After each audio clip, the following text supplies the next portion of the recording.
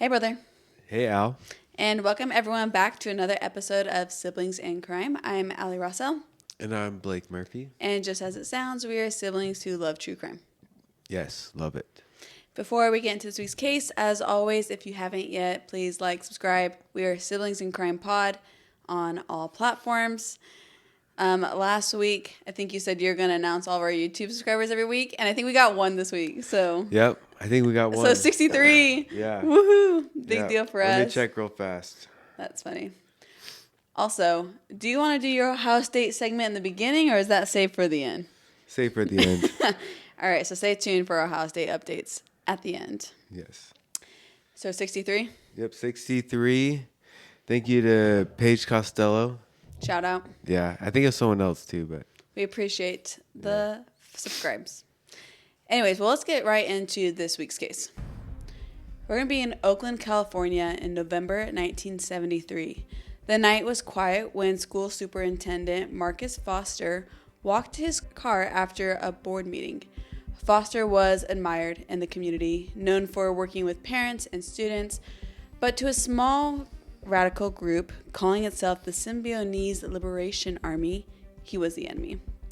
They accused him of supporting a plan to require students to carry photo ID cards to enter schools, a measure meant to curb campus crime, but seen by radicals as a tool of surveillance and social control.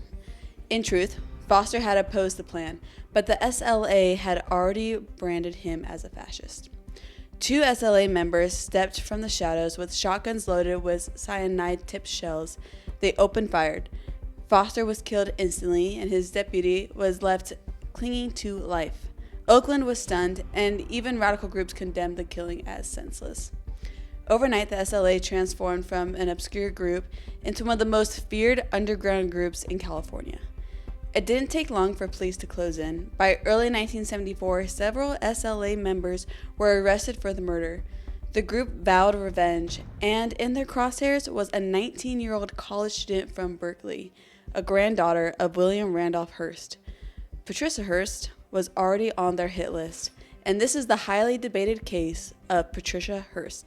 You ready? I'm ready. Let's roll.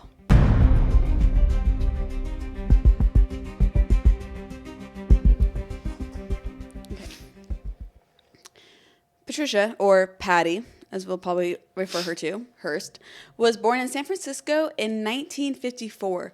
She was the third of 5 daughters in one of America's most popular, powerful families of that time. Her grandfather, William Randolph Hearst, have you ever heard of him? No. Me neither. I was like, most powerful and well-known? Yeah, well, he actually had built coast-to-coast media empire. So he was like newspapers, magazines, even newsreels. He was one of the most influential men in the 20th century is what he was claimed to be. Yeah. I'm confused. So these guys were mad that you had to bring an ID to school? Yeah, so that's funny. I was hoping crazy. you'd bring that up. This is so funny. Obviously, times have changed so much since the 70s. But because you had to like scan in and stuff like that, they thought it was like a source of surveillance and like an extreme thing to do. Obviously, it looks different now because we all have IDs everywhere we go. And the sad thing is about that superintendent is he was actually opposed to this, but they misunderstood or they didn't understand. Anyways, he was the one that was taken down for it. Jeez. Yeah. Sounds like a nothing. So, pretty extreme measures for a student ID card. Well, to the outside world, the Hearst name symbolized power and privilege and the American establishment. But Patty wasn't really living that lifestyle of like marble staircases and fancy dinners, nor did she seem to really want that life for her. She kind of wanted to live kind of low-key. She grew up in Hillsborough, California, and shuttled through private Catholic schools and later to Crystal Springs schools for girls. Teachers described her as bright and funny, but also strong-willed. She wasn't the type to nod quietly when to follow rules, and she challenged authority, testing her limits, and carried herself with a spark that made her stand out. So I think to some she might have been known as a little stubborn, but usually used in a positive way.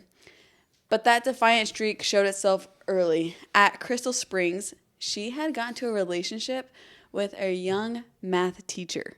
Oh, dang. Yeah, crazy. His name was Stephen Weed. Excuse me. Wait, where was this at? This was in Crystal Springs. I believe it's still in California. Oh. But I didn't fact check that, so I'm not positive. But Sketchy. yeah, so I mean, it sounds like they were just a few years apart. But even if it's like 17 and 21, it's more like the place that's an authority. Yeah, she's in high school. Oh, geez. That's an authority figure, and so the parents were like startled. They were horrified, hated this, and it really didn't bother Patty. She held her ground, and she was determined to live the life she wanted. And dang, Patty. I know, and their disapproval only seemed to kind of make her more unwavering in her decisions. By 19, she was enrolled at UC Berkeley studying art history, and Stephen, her once math teacher, is now her fiance. He was finishing graduate work in philosophy. I imagine he probably couldn't really keep that high school teaching job after his relationship with his student. So the two shared a modest apartment, and by all accounts, life was ordinary in the best way for them. Evenings were filled with books and records and conversations about ideas and the comfortable life of two people trying to build a future together. But, dang, yeah, that's crazy. Yeah, so I guess it was like working out, but still odd on how they got to that point. But outside their apartment, the world wasn't quite as peaceful. It was 1974, and it was chaos. The Vietnam War, yeah. When I was like studying for this, I was like, wow, a lot was going on in the 70s. Yeah. So, like, for example, the Vietnam War still haunted the news. Watergate was tearing down a president. The lines for gas stretched for blocks. And what is known as the Great Inflation tortured families. Trust in government was crumbling. Protests were everywhere. And in the middle of all of it, we have Patricia Hearst. And she was about to become front cover of every major media outlet. Why? Let me tell you. All right. It was the night of February 4th, 1974. And nothing about it seemed unusual. Patty and Stephen were in their apartment, tucked into an ordinary evening routine of a Monday evening. Then came a knock at the door. Stephen answered, and in seconds the calm broke. Armed men and women stormed in, guns raised, shouting. Stephen was shoved to the floor, tied and beaten. Patty barely had time to react before she was bound, blindfolded, and dragged out the door. She was shoved. Kidnapped for money? Was kidnapped. She was shoved into the trunk of a car, and the lid slammed shut, and the road went dark. And that's exactly what people are thinking right away. What are the bad people called again? I'm going to sneeze. I'm just waiting for it. Okay. They're the Symbionese Liberation Army. I'm going to refer to them as SLA because Symbionese is hard to say. Bless you. Hey, Symbionese is even mean? It's not even a word. Let's see. Symbionese, interaction between two different organisms living in close physical association, typically to the advantage of both. So that's where the word stems from, but they made up their own word, the Symbionese Liberation Army, and we'll be referring to them as SLA. Within 2 days, the group claiming responsibility made themselves known. Like I said, the Symbionese Liberation Army, or SLA. They called Patty a prisoner of war. Dang. In their first tape, so they started like sending out audios, basically. Right. In their first... Claiming their I forget what it's called. Never mind. Keep going. Okay. If you think of it, let me know. They issued an extraordinary demand. Like you said, probably over money. But not just receiving money. They demanded, I should say, the Hearst family must fund the distribution of millions of dollars worth of food to California's poor. Specifically, the SLA's demand was like Robin Hood. Yeah, exactly. The SLA's demand was $70 worth of food for every poor person in California, totaling nearly $400 million. Dang. Crazy, outrageous. Yeah. Randolph Hearst, so Patty's dad, scrambled to respond, pledging $2 million immediately, and later increasing it to $6 million through a new program called People in Need. So that's a pretty extreme demand to command one family to donate $400 million worth of food. On February 23rd, though, less than 3 weeks after the abduction, the first deliveries actually rolled out. So trucks pulled into parking lots and warehouses. unloading groceries for thousands of families. But the effort turned chaotic. Crowds surged, fights broke out, people were injured. Even after millions in food was distributed, the SLA declared it inadequate and actually refused to release Patty. I can't imagine how frustrating that would be for the family. Mm-hmm. You're trying to live up to these demands. You're doing everything you can to bring out these food trucks, and you still don't have your daughter back. Yeah. Meanwhile, Patty's world had collapsed in this little dark closet. She was kept in a small dark space with her hands bound, blindfolded for long stretches, threatened with death if she resisted. She later testified that she was repeatedly raped by SLA members, including their leader, Donald DeFries. And at this point, days were turning into weeks. After about a week, though, she testifies that the blindfold wasn't constant anymore. Sometimes she was pulled from the closet for meals, for lectures, or for sessions where members drilled her in the SLA's politics. Really fast. Guess how many people there were in the SLA at its peak? 12. 22. 22. Yeah, it's a small group. Yeah, super small. That's one thing that I never envisioned as I was studying this. I was imagining hundreds of underground, super sleeper cells, that type of intense, structured of a group. But yeah, they never got big in numbers. So it's crazy what they're pulling off as such a few amount of people. They gave her books, pamphlets, and even a flashlight, pushing her to absorb their ideology. At first, it was survival, right? You got to repeat the words, do what they say, just to stay alive. But slowly, the pattern began to blur, and they told her that if she proved useful, she might live. So by March, nearly 6 weeks into her captivity, Patty wasn't just listening anymore. She was participating in discussions, learning their routines, drilled in their ways.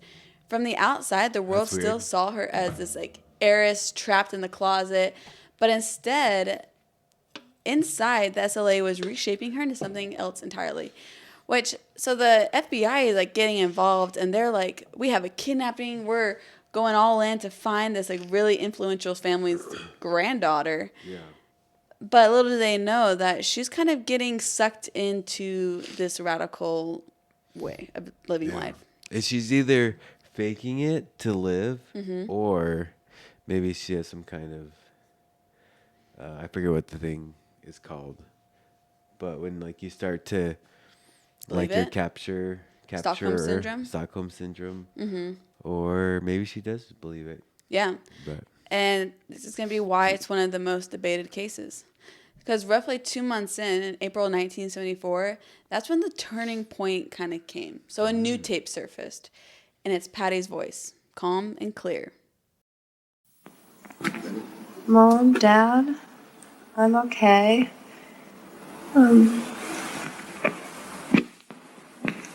I had a few scrapes and stuff, but they washed them up and they're getting okay. And I've caught a cold, but they're giving me pills for it, and so I'm not being starved or beaten or unnecessarily frightened. She says, I have been given the choice of 1, being released in a safe area, or 2, joining the forces of the Symbionese Liberation Army and fighting for my freedom and the freedom of all oppressed people. I have chosen to stay and fight. I have been given the name Tania after a comrade who fought alongside Che in Bolivia. It is in the spirit of Tania that I say, Patria o muerte, vencieremos. I probably butchered that. Patria o muerte. Which means, homeland or death, we shall overcome. So, she chose to stay. It's shocking to me that she had those options of being released in a safe area or stay and fight. An option doesn't seem like one was to get murdered. Yeah. So this came to surface, and the family, the reporters, everyone was in shock, and it ran wild, right? Of understanding is she doing this for survival? What is going on? And that is until the morning of April 15th, 1974. The Hibernia Bank, nestled in San Francisco's Sunset District, became ground zero for one of the most shocking images of the decade. At 10 o'clock in the morning, a group of armed radicals burst in, surveillance cameras recording every second. And there she was, Patricia, or Tania, Hearst, standing mid-bank with an M1 carbine, a determined look on her face. A loud shout. She's joined the troops. She's joined the troops. A loud shot rang out, splintering the calm, followed by startled screams. She barked orders, wasn't hesitant, and navigated the chaos with practiced intent. One staff member later said she didn't look scared. She looked like she knew exactly what she was doing.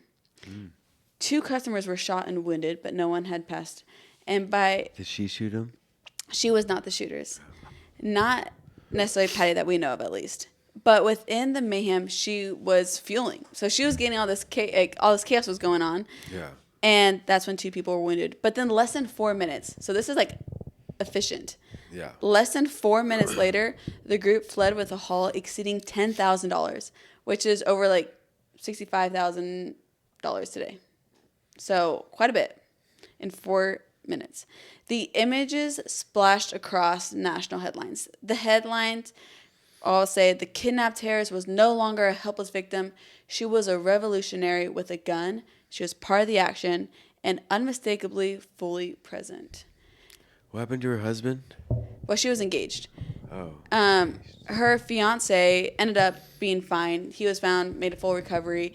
And I think at this point, he's with the family trying to find Patty and see what's going on. Yeah. So no harm was further done to him. He was okay, but he's just as confused as everybody else, wondering, is she brainwashed, coerced? Is she choosing this voluntarily?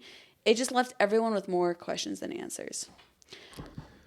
The photos from the bank robbery hit the news within hours, and on front page across the country, we had Patricia Hearst staring back at America with rifle in hand. It kind of reminds me of the case that we did with the girls who went undercover and were killing Nazis. It's the same picture. If you look up, I'm going to have it up for everybody, the surveillance video and Patricia Hearst. She's just standing there with a rifle in her hands. That's not the surveillance one, but that is a picture of her with the rifle. Dang. I'm like, it's crazy. It's like unnatural seeing like these young, beautiful girls, with a rifle in their hands, especially committing robbery. That's wild. Yeah. So she wasn't just like in the background anymore. She was like commanding, kind of covering her comrades. And so they're wondering like, how involved is she really? The FBI responded immediately. Hearst was no longer treated as a missing person. She was now a wanted fugitive, indicted for armed robbery. Posters of her new face, not the college sophomore and student ID photos, but of Tania, the rifle-wielding radical, were plastered in post offices and police stations nationwide. So now it's a real threat. The media dove in headfirst. Talk shows, newspapers, everyone, asking if she joined willingly. And that's when, like you mentioned, Stockholm Syndrome started bringing up. Do you want to read about Stockholm Syndrome, or is that me?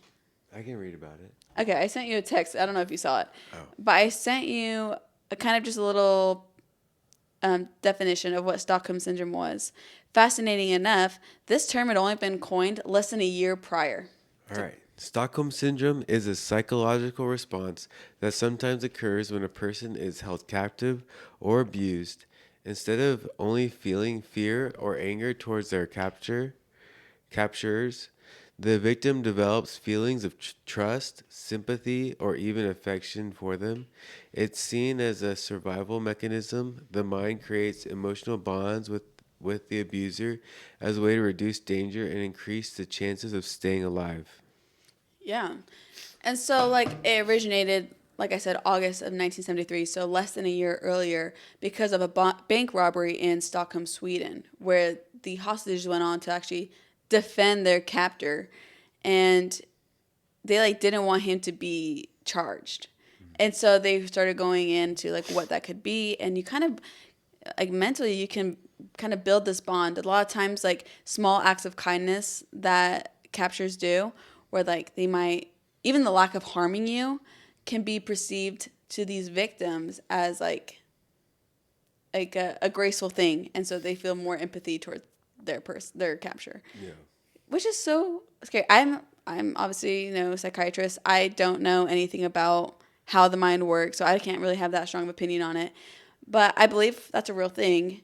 But it's fascinating to me because obviously it doesn't happen every single time. Like, you don't have Elizabeth Smart that was protecting her kidnapper, and so it's like I wonder what causes people to have to kind of rely on like empathy and supporting their capture to survive. So, I mean, they seem to have kind of a worthy goal. I mean, you're trying to help those in need, but they're going about it the wrong way.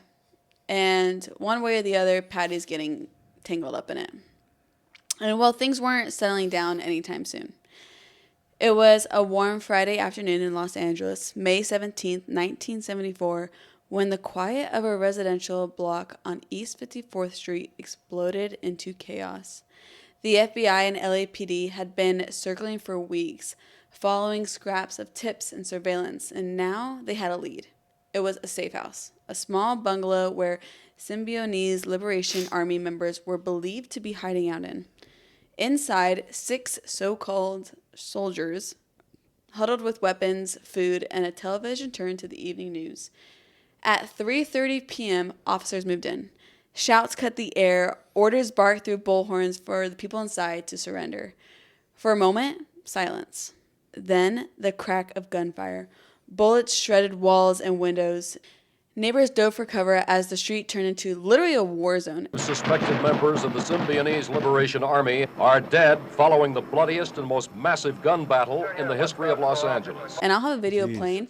It's crazy because at the time, this is early 70s, this is like when things are actually getting broadcasted more live. Yeah. And there's like long news videos of all this happening, and we're seeing all this shootouts, the cops running for cover, neighbors hiding. Jeez. And we're going to have the video playing. But that's terrifying at this time that's even something you can be watching live. Yeah. Wild. The activists returned fire with everything they had. Shotguns, rifles, pistols. The standoff escalated instantly. Armored police vehicles rolled in. Tear gas canisters hissed and filled the house with choking smoke. Still, at this point, no one surrendered. Then came the fire. Whether sparked by tear gas canisters or gunfire striking fuel inside, flames roared through the wooden structure. The bungalow turned into an inferno, flames escaping out broken windows as black smoke billowed skyward. The radicals kept shooting, silhouettes against the glow, until one by one their guns went silent. For 2 hours, the block... They run out of ammo? They run out of get ammo, shot? or they're all dying. Oh, no. Yeah, for 2 hours, the block shook with the sounds of battle. Hundreds of officers, thousands of rounds fired. This is one of the most ammo they've ever used up to this point. Wow. Crazy. Yeah. Television cameras captured everything live, broadcasting the spectacle across the country. And viewers at home are watching in disbelief, as you can imagine when you watch this video as well. When the fire finally died and the smoke cleared, 6 bodies were carried out. Among them was Donald DeFreeze, also known as Chinque, I think is how you pronounce it. He was the leader of the SLA, and that's the nickname he went by. But some accounts say that his fatal shot was actually suicide, and others say that it was other reasons, but one way or the other, he was one of the ones that died. The others were his closest lieutenants. So 2 died from shootout, and the other 3 they think was likely from smoke inhalation and the fire itself. So that's crazy. Yeah, they had literally fought to the last breath. And the nation waited breathless for one name, right? Patricia Hearst. But she actually wasn't there.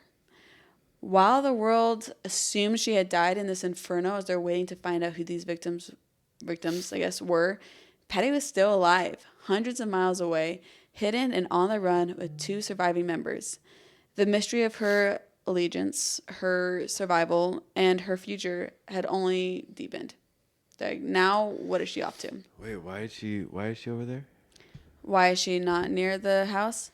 They were actually running their own errand. So, believe it or not, May 16th, 1974 still, she was out with William and Emily Harris. They were a married couple. So the 3 of them were... They're part of the same thing? Yep, they're all in the SLA. Yep. So they just weren't at the safe house at the time. It was a Thursday morning in Inglewood, which is like a suburb of Los Angeles. And they were outside of Mel's Sporting Goods. And this is when another kind of drama unfolded that would push Patty Hearst deeper into America's Most Wanted list. William and Emily Harris slipped into Mel's Sporting Goods looking like any other couple just shopping for the goods. And Patty waited outside in a getaway van with a rifle within reach. The errand was supposed to be quick. The couple was supposed to go in, grab what they needed, dip out. Sporting Goods is kind of a weird store to go to. Yeah, but they have like a lot of like survival weapons and stuff like that. Because inside, actually, what they were looking for, William Harris tried to slip an ammunition belt under his jacket. That's what he was going for. Oh. He thought he was being all sly and stuff, but evidently not sly enough because an employee stepped in, noticed the suspicion, and then noticed that William was obviously trying to steal from their store. So argument turned into physical, and within seconds, the clerk had wrestled the weapon from William's hands and held him down. Yeah. Other staff rushed in to help, and Emily tried to intervene, shouting, but the situation was escalating rather quickly, and someone had already called the cops at this point. Outside, Patty heard all the chaos. She saw her comrades struggling, the clerk holding William, and the fight kind of spilling out the front door as they're trying to get kicked out. And that's when she acted. She leveled her rifle at the storefront and fired. Glass shattered, customers dove to the floor, and the standoff broke into open panic.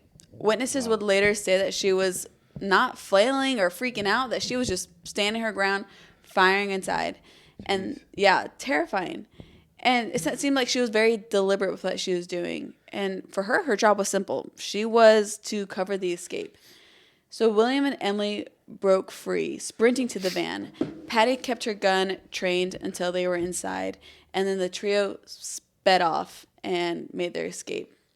So this was the day before the shootout at the safe house. So they were like a while away. So that's why they weren't at the safe house with the rest of them. Oh, so this already happened. Yeah, so this happened the day before. They're on their way. This is the reason, yeah. And so for investigators, this solidified that Patty wasn't just like held at gunpoint to do these things. This was her like protecting her fugitive family. And Tania, as she called herself, wasn't just a voice on the tape anymore. There wasn't really any suspicion for the investigators. They thought, she was the girl behind the trigger. Yeah. At their peak, this is why I said it doesn't, but at their peak, the group you said was like 24. In my research, it was 22. like 22. Bless you. Thanks. At their peak, you said the group was about 22 members. That's roughly what I saw, give or take a few. But it says that only about 8 to 10 were really truly active in like these big crimes, whereas like the bank robbery and the store and the kidnapping, whatever. So by the time like the big Los Angeles shooting I just talked about, those 6 had passed away, and it really left Patty, William, and Emily the main 3 who survived. And so everyone that joined after were new recruits, and it became Patty, William, and Emily as kind of like the leaders of the SLA at this point. Dang. That's crazy. And so it's like now she's not just like a follower, like she's one of the originals now. Yeah. And so this wasn't a massive group, but they're able to pull off some pretty crazy things and cause a lot of fear in their area. Yeah. Which actually leads us to the morning of April 21st. So it's now 1975. This is over a year from her kidnapping. Oh, wow. Yeah, so she's been involved for a while. Yeah. They're in Carmichael, California, a quiet suburb outside of Sacramento. Inside the local Crocker National Bank, clerks were settling into the work week when the doors burst open and the SLA stormed in. Patty Hearst entered with them, still carrying her M1 carbine. Do you know what that looks like? I had to look it up. No, I don't. It looks like, I don't know why I think it looks cool. This was like used in World War II, I think. Oh, dang. Yeah, it's like a weapon that's been around for a while, and it's like a rifle of some sort. But it was one of the original weapons. What's it called yet? M1? Carbine. Yeah, it's pretty intense. But it looks like so classic. Yeah, it does. So witnesses said, then I guess that was like her her weapon, right? So witnesses said she moved with purpose, covering the room as others barked orders. Customers were shoved to the ground, employees forced toward cash drawers. It was fast, brutal, and efficient, the same rhythm as the Hibernia heist a year earlier, only this time it was deadlier. Wow. Then came the gunshot. In the confusion, Myrna Opsahl, a 42-year-old mother of 4, depositing church money that morning, was struck in the chest by a shotgun blast. Oh, dang. Yeah, she collapsed to the ruthless. floor. Yeah, she collapsed to the floor as panic swept the bank. Some witness later insisted that it was Emily Harris who was like fumbling with her gun and the shot went off. So whether it was intentional or not, whether it was Emily or Patty or who, kind of is still up for debate. Oh, wow. But whoever pulled the trigger, the result was the same. Yeah. And Myrna lay dying while the SLA finished their robbery. This was just as Jeez. efficient as last time, but this time they left with more than $15,000 at the time in the 75. Wow. So they were in and out, speeding off before cops even got there. Inside the bank, Myrna's body was carried out under a white sheet, and the reality of the SLA's violence finally undeniable. This wasn't just a kidnapping. It wasn't propaganda. It was a mother dead. Yeah. For Patty, the robbery only deepened the divide in public opinion. Some saw her as hardened criminal now, like an accomplice to murder. But others were still clinging to the idea that she has to be brainwashed and that she just couldn't escape this nightmare. Yeah. After the Crocker Bank robbery in 1975, Patty Hearst and the Harrises, the 3 of them, slipped underground. They rotated through safe houses across Northern California, issued more taped communications, with Patty still calling herself Tania. So they still have, if you go on the FBI website, there's actually lots of recordings of Patty and her saying like her role in this and that she's okay and this is what she's deciding to do. Very interesting to hear her use her own words. And so I'll try to incorporate some of those. But they have narrowly escaped the FBI raids because they were like on the hunt, the FBI. They almost got them in Oakland, in San Francisco, and other areas across California. But for 5 months, they were on the run, and the SLA was just a handful of fugitives playing cat and mouse with the FBI. I always think it's crazy that the FBI can find people. I don't know, like, where do you even look? Yeah. It's like, especially in like a big city, it's like, how do you find someone? It's crazy. And how, like, especially back then, there's much less of a digital trail. Yeah. It's like now I can see it. Like you use any device and you're found real fast, I'm sure. Yeah. But still, it's impressive. It is very No matter impressive. what. It's interesting the tools that they have to even do anything like that. That's got to be like so much adrenaline for the FBI when they're like coming up on a house that they think has like their person. Yeah. But it's been like cat and mouse this whole time. That is until September 18th, 1975. And the chase ended. What happens? That afternoon, FBI agents surrounded an apartment building in San Francisco's Mission District. Surveillance had tracked the Harrises there, and they believed that Patty was also with them inside. Agents moved in fast. They stormed the door and swept through the rooms. There was no shootout, no barricade, no blaze this time. And inside, they found Patty Hearst with William and Emily Harris and 2 newer SLA recruits. She didn't fight. She didn't run. It was pretty like anticlimactic actually in that manner. Yeah. She was calm, and as they placed her in handcuffs, when she asked her name, she answered evenly, "I'm Tania." The photos taken moments later showed a pale, stone-faced young woman being led away by federal agents. The missing heiress turned armed fugitive, now in custody at last. For the FBI, the case was over, but for the courts, it was just beginning. By 1976, the country wasn't just watching Patty Hearst's case. They were like obsessed with it. It's a crazy case. Yeah. This really well-known person, like very powerful family, all of a sudden being at the center of all this destruction and fear and robberies. Yeah, it's crazy. It is crazy. Yeah, the young woman was once introduced as a victim and is now paraded as like this felon, basically. One of the ringleaders. Exactly. Cameras swarmed, headlines shouted, and everyone wanted to know, like, who was she really? Patricia Hearst, like the heiress, or Tania, this willing revolutionary? Yeah. Because that's the weird thing. She could easily just have driven away. Yeah, she had many chances to leave.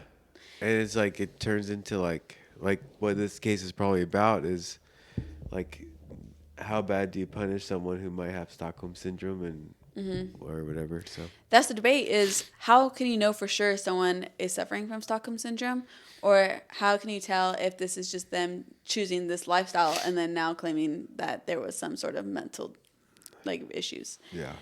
So the prosecution's case, what do you think that they put out? I think they just made her. I think they're gonna give her whatever everyone else gets. Yeah. I mean, it was pretty simple and brutal to point out what she did, right? Yeah. So, like, they were showing photos of both robberies where she's... Yeah, which has a gun standing Yeah, there, exactly. guarding, watching, and whatever. And they have multiple eyewitness accounts at Mel's Sporting Goods, at both banks. Like, Yeah. they had so much evidence to prove that she obviously did these things, which we know she did these things. And the real question is, but was it under the influence of some sorts, or was it just from her own decision making? They said that even at the arrest, when she said, "I'm Tania," to them, this wasn't a hostage. This was a convert, a radical criminal. And Yeah. so they paint this whole picture of her actually being converted into this ideology and fulfilling those demands. Dang, that's crazy. But then we had the defense.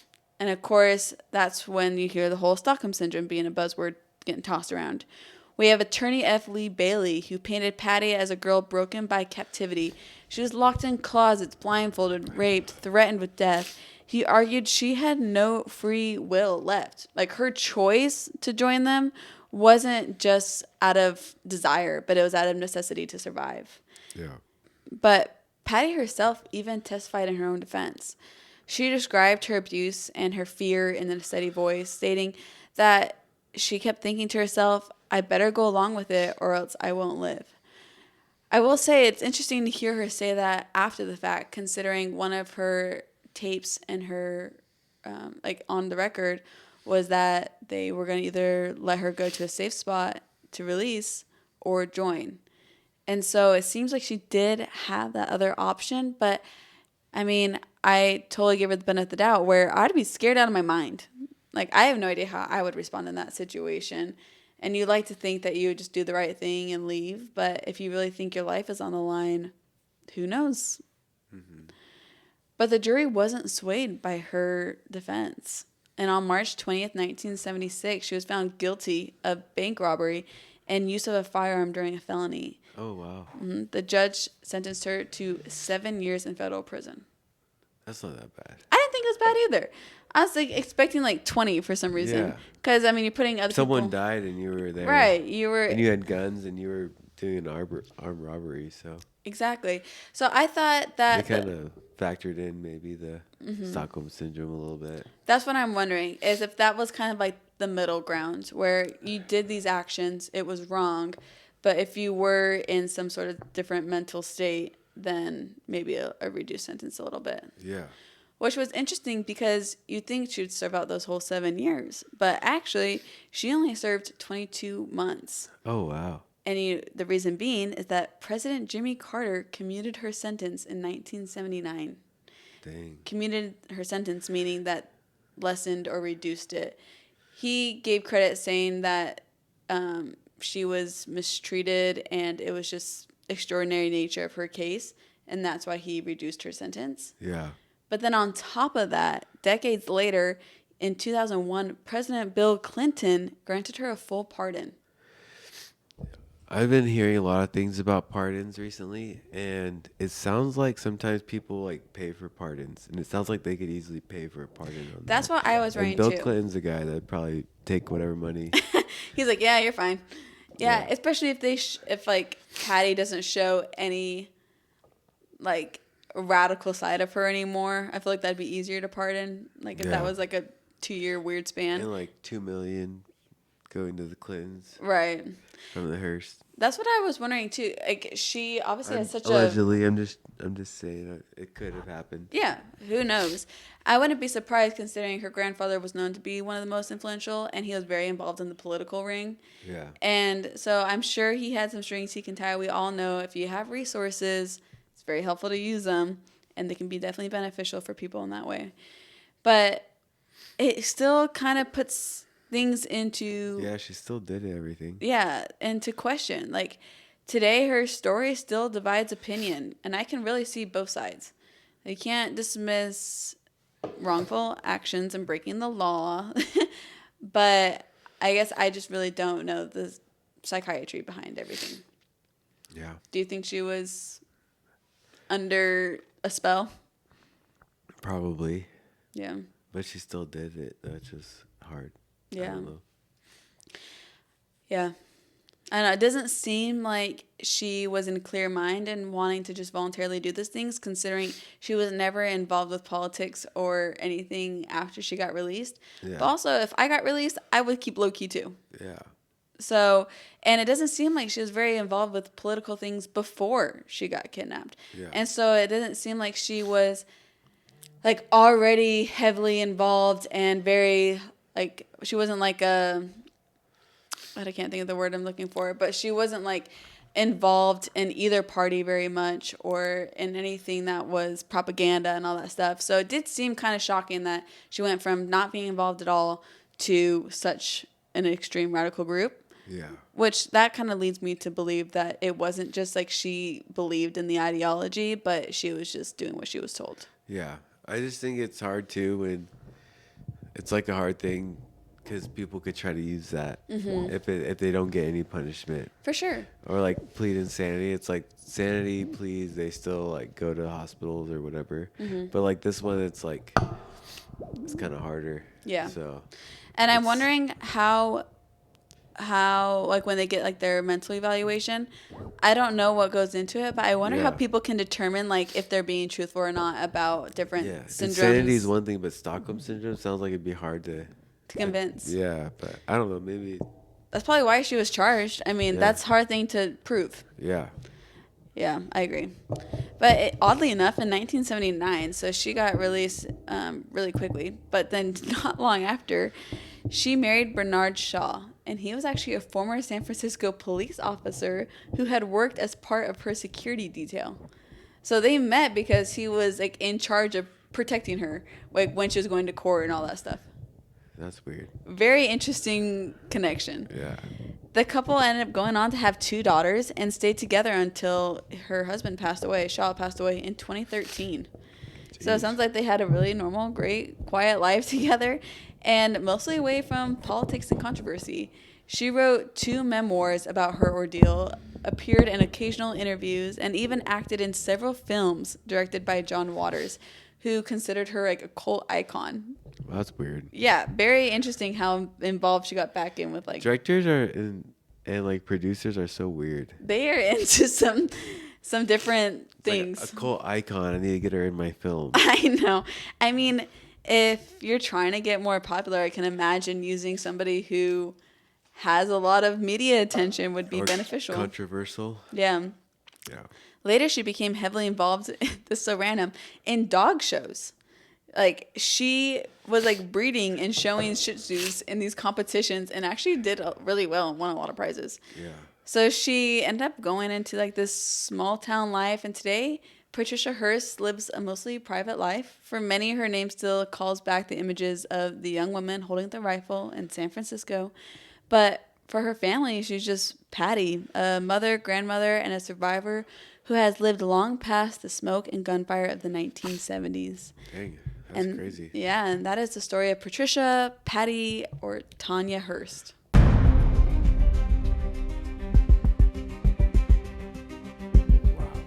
Yeah.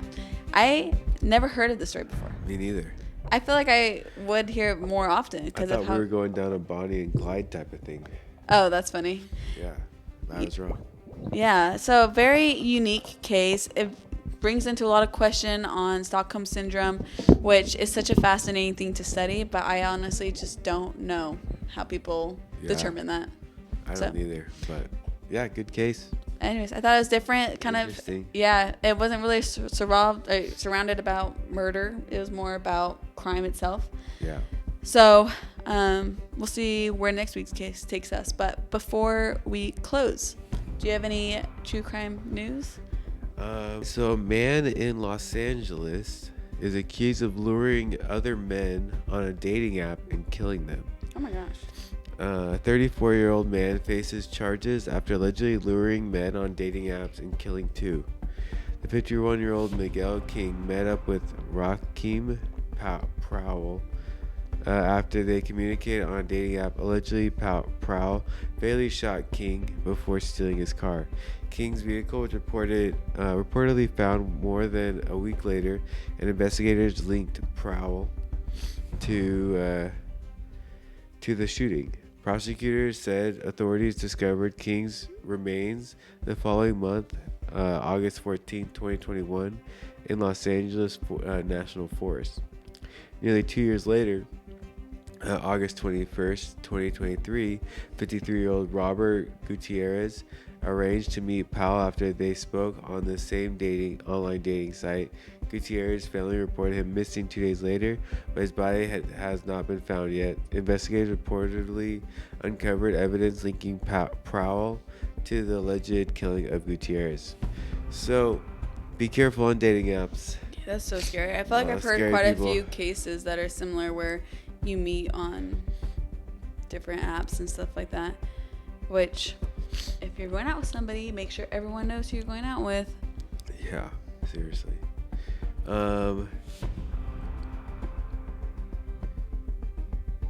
So another thing in California, a California woman allegedly killed her 72-year-old landlord. What the? 57-year-old woman stands accused of killing her landlord, who went missing last week. On September 4th, San Bernardino County Sheriff's Department learned that 72-year-old Mindy Coombe went missing. Her family reported her missing after she was last seen in Tustin. The investigation led detectives to the home, to a home in Phelan, where Margaret Miner lived and rented from Coombe. Officials searched the property and reportedly discovered human remains. The sheriff's department did not say how the victim died, but they arrested her. So we were just watching Bad Roommate or something like that, whatever it's called. Yeah, Worst Roommate. Roommate, and it has something similar to this. So be careful also who you roommates are with. Unfortunately, you have to be careful at all times for everything, evidently. Yep. And that's all we have today. There's some kind of really bad ones on here I don't really feel like going over. So Probably a good idea. We'll save that. But that's for True Crime News. Any Buckeyes Nation before we leave? Yep, we won 70-0 against Grambling. Absolutely destroyed. Yeah, Julian Sayin had the most consecutive passes completed to start the game. He only incompleted one pass, which was a bad interception in the end zone, but he'll learn from it. And we're so proud of him for that. Our young Buckeyes really played well, such as Bo Jackson. He played outstanding. Riley Pettijohn played amazing. A lot of other ones, Jarquez Carter. It was a great opportunity to see the young Buckeyes play, and we have a great freshman class. And it seems like everyone was a hit. So Buckeye future is looking good. We play Ohio on Saturday, a night game, which is going to be pretty cool. Too bad it's against Ohio, but that's First fine. time they played him in like 15 years or something like that, right? I don't know about that long, but the last time... Log? What? You know about that log? I said long. Oh, long. I said log. I was like, what's that even mean? I said I don't know about that long, but last time we played them, their mascot attacked our mascot, so... Yes. We'll see if there's any drama with the mascots. Ooh. After that, we have a bye week, I believe, and then we play Washington, which is a big away game. So let's go Buckeyes. Let's go Buckeyes. And that's all we got for this week. So thanks for listening. We'll be back next week with another episode of Siblings in Crime. Bye.